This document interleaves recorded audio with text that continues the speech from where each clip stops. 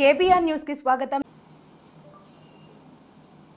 YS Jaganmohan Reddy గారి నాయకత్వంలో YSR Congress party 5 సంవత్సరాలు పరిపాలన చేసింది. ఈ 5 సంవత్సరాల్లో సంక్షేమం, అభివృద్ధి, ట్రాన్స్పరెన్సీ, ప్రజల యొక్క కొనుగోలు శక్తి, రెవెన్యూ ఆదాయం, మూలధనం పెట్టుబడి ఈ రంగాల్లో చాలా ట్రాన్స్పరెంట్గా పరిపాలన సాగింది. రాష్ట్రం అభివృద్ధి చెందింది. ఈ సంవత్సర కాలంలో చంద్రబాబు నాయుడు గారి పరిపాలన చూస్తే ఎవ్వరికైనా బాధ కలిగేటటువంటి పరిస్థితి ఏర్పడతా ఉంది. చంద్రబాబు నాయుడు గారి ఎన్నికలకు ముందు అనేక రకాలైన మాటలు చెప్పారు. ఆదాయాలు సృష్టిస్తా అన్నాడు, సంపద సృష్టిస్తానన్నాడు. ప్రజలకు ఆదాయాలు పెంచడంతో పాటు రాష్ట్రాన్ని అన్ని రంగాల్లో అభివృద్ధి చెందేస్తాను, సంక్షేమ కార్యక్రమాలు ఇచ్చేస్తాను అని అనేకమైన గొప్ప విషయాలు చెప్పి నమ్మించాడు. సంవత్సరం అయింది అధికారంలోకి వచ్చి. ఇవాళ రాష్ట్ర పరిస్థితి చూస్తే దయనీయమైన స్థితికి నెట్టబడతా ఉంది. తిరోగమనంలో రాష్ట్రం వెనక్కి వెళ్తూ ఉంది. చంద్రబాబు నాయుడు గారు వచ్చిన దగ్గర నుంచి జగన్మోహన్ రెడ్డి గారి మీద ఏం బురద జల్లుదాం, ఆయన ఏ విధంగా వ్యక్తిగత హననాన్ని చేద్దాం, జగన్మోహన్ రెడ్డి గారి రాజకీయ పార్టీకి సంబంధించినటువంటి వ్యక్తుల మీద ఏ విధంగా క్రిమినల్ కేసులు పెడదాం, వేధిస్తాం, జగన్మోహన్ రెడ్డి గారు చుట్టుపక్కల ఉన్న వారి మీద లేనిపోని కేసులు పెట్టి ఆ కేసుల్లో విరికించి వేధించి భయపెడదాం అనే ఒక రెడ్ బుక్ రాజ్యాంగాన్ని ఆయన అమలు చేస్తున్నాడు. సమయం అంతా, శ్రమంతా, సామర్థ్యం అంతా చంద్రబాబు నాయుడు గారు దీని మీదే ఉపయోగిస్తున్నాడు తప్ప రాష్ట్రం అభివృద్ధి గురించి కానీ, సంక్షేమం గురించి కానీ, ప్రజల యొక్క బాగోగుల గురించి కానీ ఆలోచించే పరిస్థితే లేనటువంటి ఒక దౌర్భాగ్యమైనటువంటి పాలన చంద్రబాబు నాయుడు గారు కొనసాగించేటటువంటి కార్యక్రమం ఇవాళ చేస్తున్నాడు. ఇవాళ మనం చూస్తే ఎంత దుర్మార్గం అంటే, బాలాజీ గోవిందప్ప అరెస్ట్ చేశారు మైసూరులో. చంద్రబాబు నాయుడు గారి ప్రభుత్వం కోర్టులో హాజరుపరిచారు, రిమాండ్లోకి వెళ్ళారు. ఎందుకు అరెస్ట్ చేయాలి ఆయన్ని? ఆయన ఎవరు? ఆయన ఏమైనా రాజకీయ నాయకుడా? ఆయన ఒక చార్టర్డ్ అకౌంటెంట్. అంతేకాదు, ఒక కంపెనీకి, అంటే వరల్డ్ వైడ్ కంపెనీకి, యూరప్లోనే బ్రహ్మాండమైనటువంటి కంపెనీకి, వికాట్కి ఆయన ఫుల్ టైం ఫైనాన్స్ సెక్రటరీ. ఈ వికాట్ కంపెనీ గురించి 2 మాటలు ఇక్కడ మీకు చెప్పాలి. ఇది 165 సంవత్సరాల క్రితం ప్రారంభించబడినటువంటి ఒక సిమెంట్ కంపెనీ. యూరప్లోనే యూరప్ మొత్తంలో బ్రహ్మాండంగా పేరు ప్రఖ్యాతులు గాంచినటువంటి కంపెనీ ఇది. 1867లో ఈ కంపెనీని ప్రారంభించారు. దీనిలో 10,000 మంది ఉద్యోగులు పనిచేస్తున్నారు. 2024లో దీని సిమెంట్ అమ్మకాలు ఎంతో తెలుసా? 44,316 కోట్ల రూపాయలు విలువైన సిమెంట్ అమ్మకాలు జరిగాయి. అంటే సచ్ ఎ బిగ్ కంపెనీ. అలాంటి బ్రహ్మాండమైన కంపెనీ ఆంధ్రప్రదేశ్లో ఉంది. ఆంధ్రప్రదేశ్లో ఎందుకుంది? మీ అందరికీ గుర్తు చేస్తా, చాలా మందికి తెలుసు. జగన్మోహన్ రెడ్డి గారు భారతీయ సిమెంట్స్ను ప్రారంభించారు.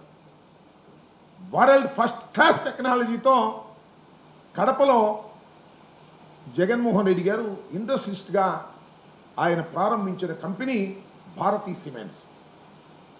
వరల్డ్ క్లాస్ టెక్నాలజీ ఉంది, బ్రహ్మాండమైన పేరు ప్రఖ్యాతులు గాంచింది. దాన్ని 2010లో ఈ వికాట్ కంపెనీ టేక్ ఓవర్ చేసింది. అంటే మొత్తం టోటల్ మేనేజ్మెంట్ వాళ్ళదే. 51% వాళ్ళు టేక్ ఓవర్ చేశారు. ఆ వికాట్ కంపెనీకి ఈ Balaji Govindappa finance secretary, full time finance secretary. ఇది ఆయన చేసిన పాపం. ఆయనకి ఏం సంబంధం అండి? నాకు అర్థం కాల. లిక్కర్ స్కామ్ అంట. అసలు స్కామే లేదు, లిక్కర్ స్కామ్. లేనిపోని స్కామ్ను సృష్టించి ఇండస్ట్రీస్ని భయపెట్టాలనేటువంటి కార్యక్రమం. ఆయన్ని అన్యాయంగా అరెస్ట్ చేసి ఆయన తీసుకొచ్చి వాళ్ళ విజయవాడ జైల్లో పెట్టేటటువంటి కార్యక్రమం చేస్తున్నారు.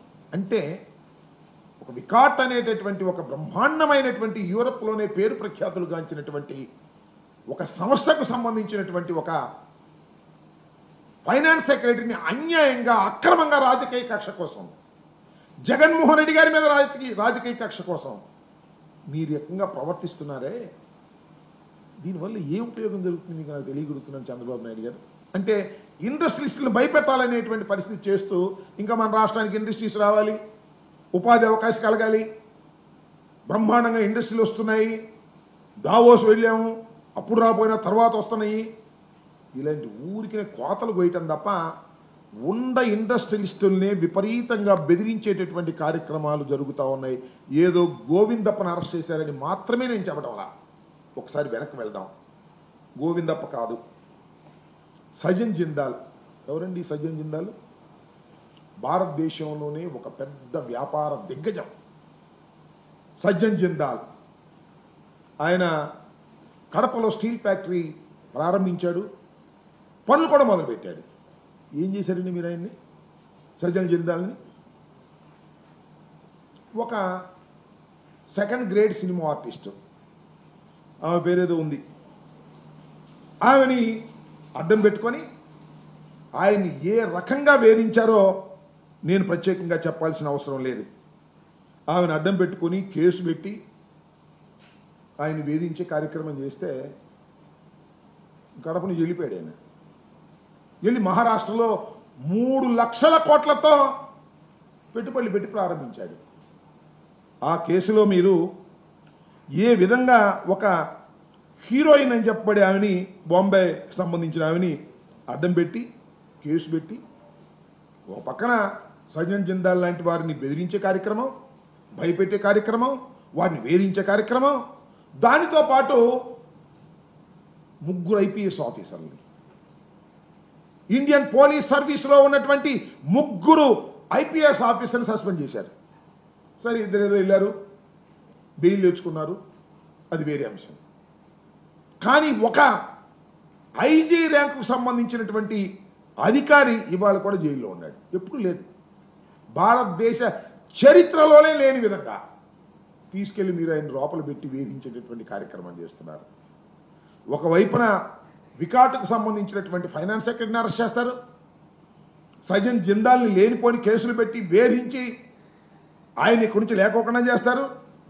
ఈ విధంగా ఇండస్ట్రియలిస్టుల మీద జగన్మోహన్ రెడ్డి గారి మీద కోపంతోనో, వైఎస్ఆర్ కాంగ్రెస్ పార్టీ మీద కోపంతోనో, మళ్ళా వైఎస్ఆర్ కాంగ్రెస్ పార్టీ అధికారంలోకి వస్తుందనే భయంతోనో మీరు ఇండస్ట్రియలిస్టుల మీద ఈ రకమైన దాడులు చేసేటటువంటి కార్యక్రమం చేస్తున్నారు.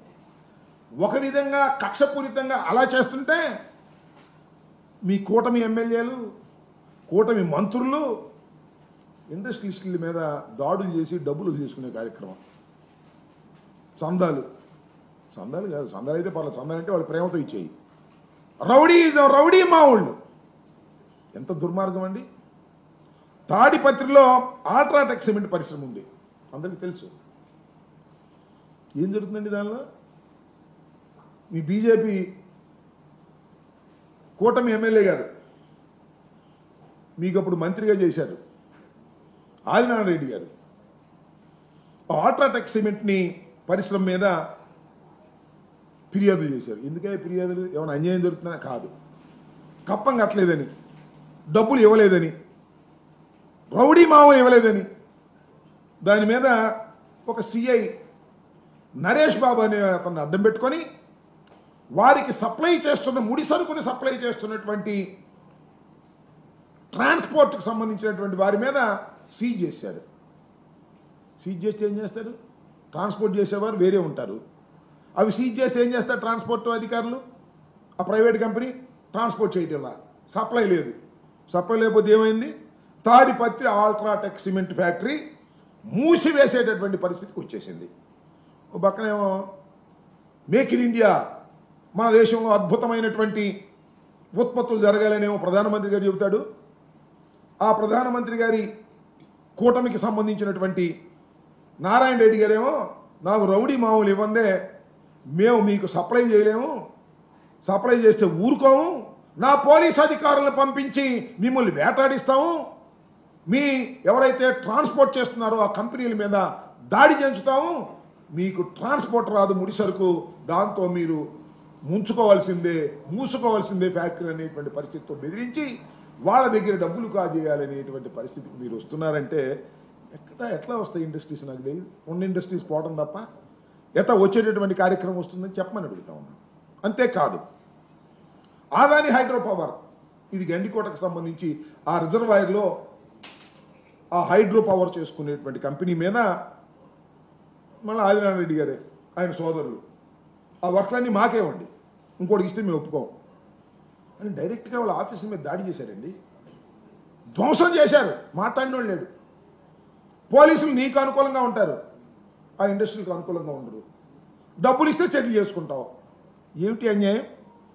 ఇలాంటి దుర్మార్గమైనటువంటి కార్యక్రమాలు ఆంధ్రప్రదేశ్లో ఏ ఇండస్ట్రీ ఉన్నా ఆ ఇండస్ట్రీ కూటమి ఎమ్మెల్యేలకో కూటమికో కప్పం చెల్లించకపోతే నీ ఇండస్ట్రీ జరగదు అనేటువంటి పద్ధతుల్లో మీరు వ్యవహరిస్తున్నారే.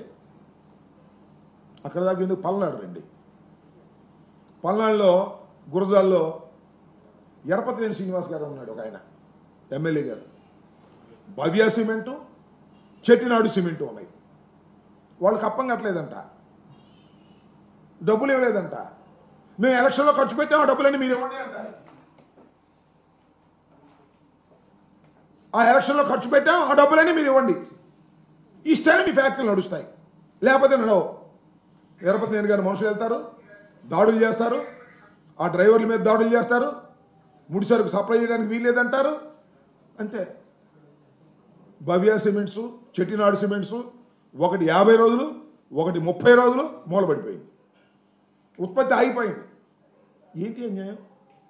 పల్నాడులో, ఆంధ్రప్రదేశ్లో అనేక చోట్ల ఉన్నటువంటి ఫ్యాక్టరీలు మూతబడిపోయేటటువంటి పరిస్థితికి ఇవాళ కూటమి ప్రభుత్వం వల్ల జరుగుతూ ఉంటే ఎక్కడి నుంచి వస్తాయి ఇండస్ట్రీస్ చెప్పండి? నేను అడుగుతా ఉన్నా. ఒక్క ఇండస్ట్రీ కూడా వచ్చే పరిస్థితి లేదు కదా.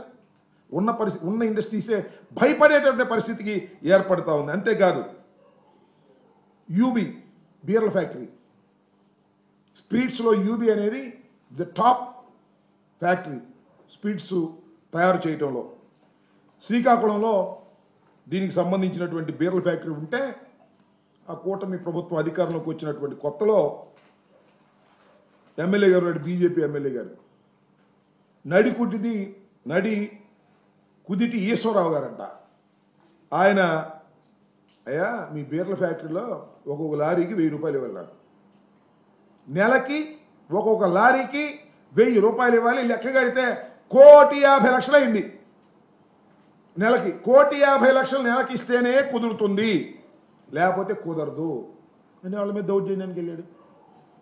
యూబీ స్పిరిట్స్ సంబంధించినటువంటి వరల్డ్ వైడ్ కంపెనీ దాని మీదకి వెళ్ళి దాడి చేసి వాళ్ళ భయపెట్టి ఈ రకంగా చేస్తే ఏం చేయాలని అడుగుతా ఉన్నా. దాని టర్నోవర్ 10,000 కోట్ల రూపాయలు. Such a beautiful company.